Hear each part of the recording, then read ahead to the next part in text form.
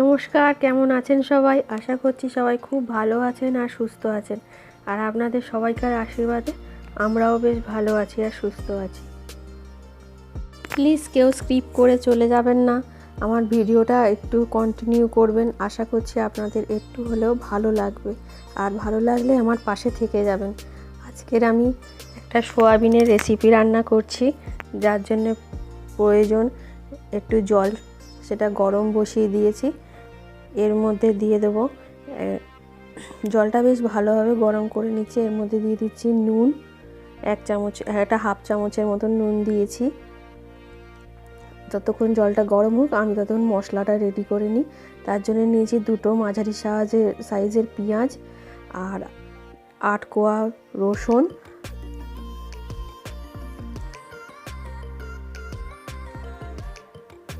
আর ঝালের জন্য ব্যবহার করছি দুটো কাঁচা লঙ্কা। আপনারা আপনাদের ইচ্ছা মতন ঝাল দিতে পারেন। আপনারা যদি বেশি ঝাল খান তাহলে লঙ্কার পরিমাণটা একটু বাড়িয়ে দেবেন, আর যদি কম ঝাল খান লঙ্কার পরিমাণটা একটু কমিয়ে দেবেন।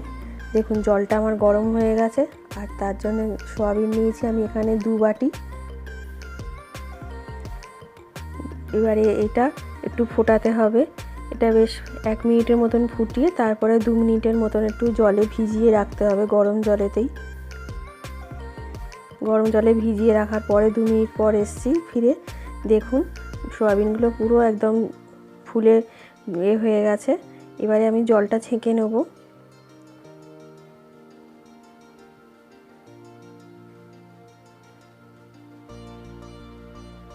জলটা সবটাই জল সোয়াবিন টেনে নিয়েছে।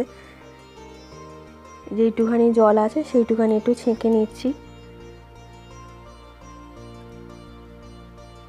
ছেঁকে নেওয়ার পরে আমি হাত দিয়ে না এটা চিপে চিপে যেইটুখানি জল আছে পুরো হাত দিয়ে চিপে সেই জলটা বার করে দিচ্ছি।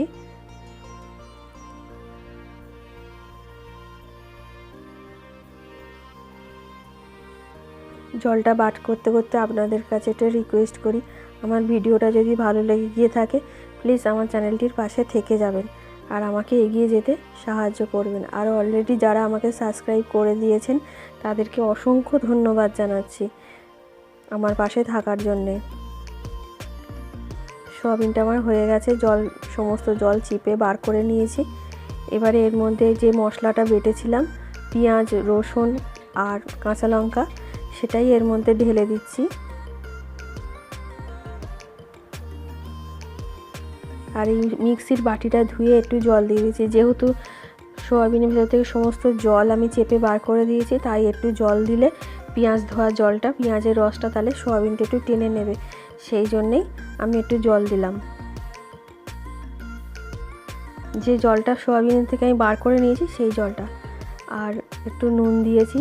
সেই জলটা বার করে নিয়েছিলাম না, সেই জলটাই আবার যাতে টেনে নেয় সেটা পেঁয়াজের রস জল যেটা সেইটা, এতে সোয়াবিনের ভেতরে নুন, তারপরে ঝাল, পেঁয়াজ সমস্ত এটাই সোয়াবিনের ভেতরে ঢুকে যাবে। আর একটুখানি গোলমরিচের গুঁড়ো দিচ্ছি, আপনারা চাইলেও গোলমরিচ গুঁড়ো কম বেশি করে নিতে পারেন।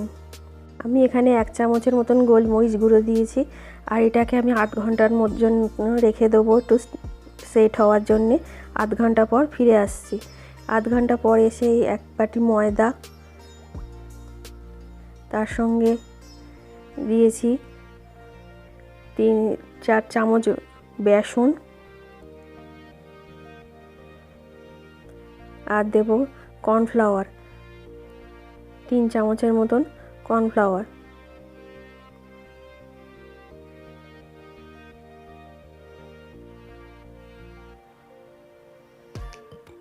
আপনারা চাইলে এখানে লঙ্কার গুঁড়ো ইউজ করতে পারেন।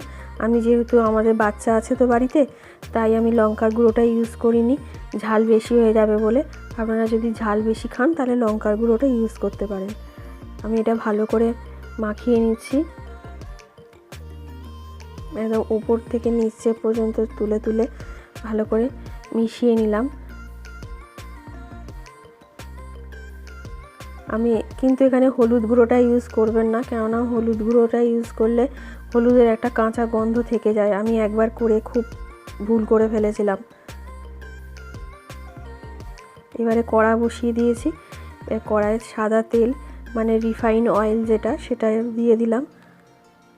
দিয়ে এবারে এগুলো বড়া ভেজে নিচ্ছি। বড়াটা ভাজতে ভাজতে আরেকবার রিকোয়েস্ট করে যাচ্ছি যে আমার চ্যানেলটি যদি ভালো লেগে গিয়ে থাকে, আমার রেসিপিগুলো যদি ভালো লাগে, প্লিজ আমার চ্যানেলের পাশে থেকে যাবেন, আমাকে এগিয়ে যেতে সাহায্য করবেন।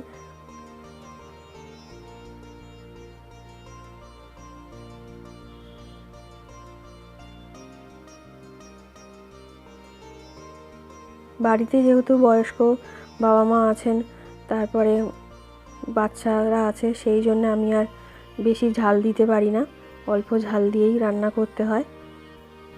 দেখুন সোয়াবিনগুলো ঠিক এরকম ভাজা, একদম লাল লাল করে ভাজা হয়ে গেলে তুলে নিতে হবে।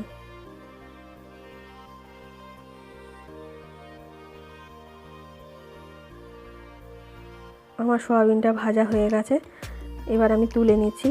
বেশ বাদামি বড় কালার আসলে এটাকে তুলে নিতে হবে।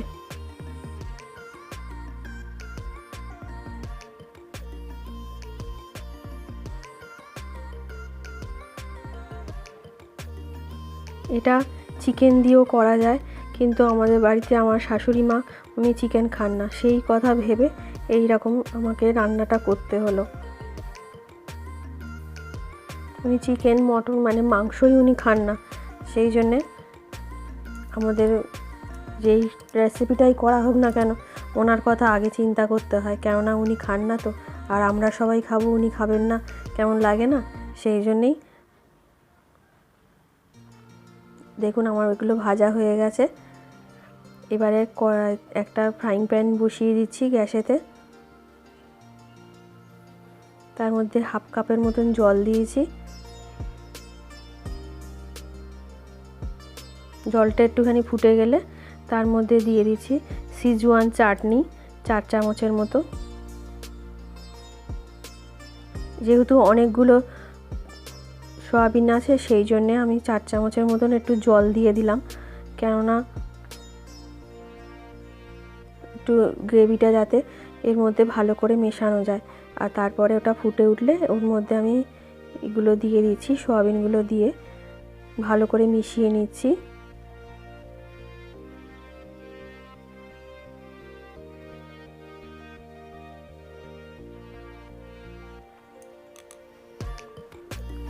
আপনারা চাইলে আমার পাশে থেকে যাবেন, অনেকবার ধরে রিকোয়েস্ট করছি, কেননা আমি নতুন, হয়তো কিছু ভুল ত্রুটি হতে পারে, প্লিজ নিজের মনে করে ক্ষমা করে দেবেন আর আমার পাশে থেকে যাবেন।